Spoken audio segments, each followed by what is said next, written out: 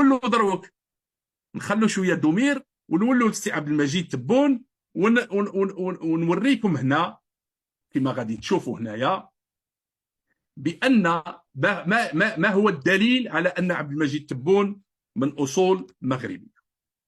الدليل في هذه الخريطه التي نشرتها امس. وهنا ساحاول نكبر. انظروا هنا امبير دو ماروك. راكم تشوفوا هنا ولاد بربر، يعني القصور القصوريه. انا هذه بلا هذه المنطقه راكم تشوفوا هنا حميان يتواجدوا بهذه المنطقه مقسومين. يعني انا قريب احنا قراب من بوسمغون. بوسمغون هي بلاد عبد المجيد تبون.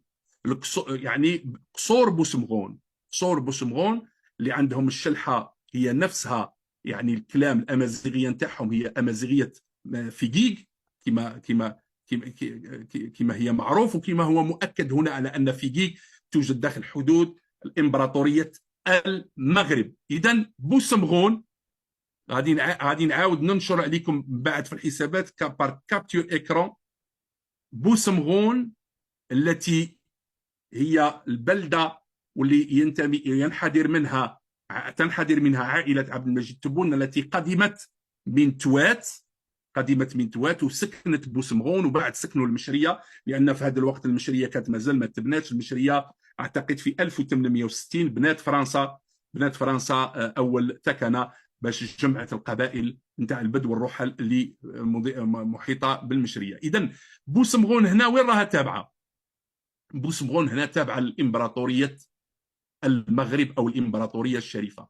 وهذا اكبر دليل على أن عبد المجيد تبون، على أن عائلته هم مغاربة.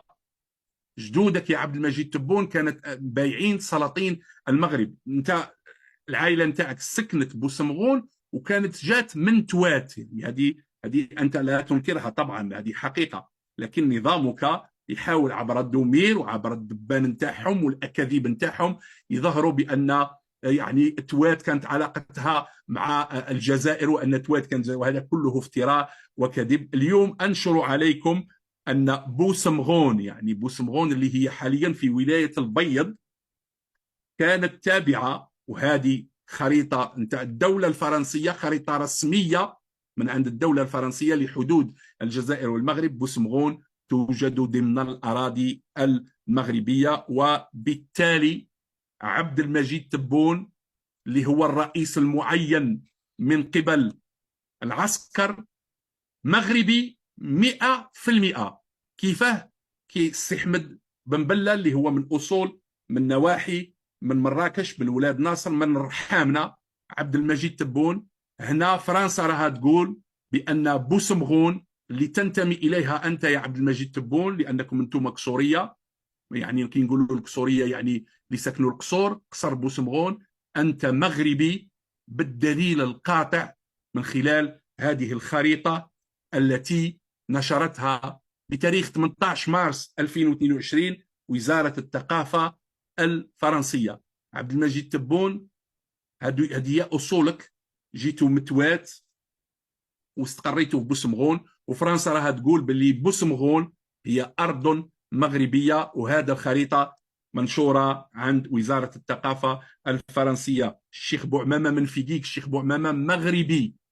الشيخ بوعمامه مغربي، هو اللي قاد اطول مقاومه شعبيه ضد الاستعمار الفرنسي في القرن التاسع عشر. وجدي الحاج سليمان الله يرحمه كان ضمن فرسان المقاومه نتاع سيدي بوعمامه رحمهم الله.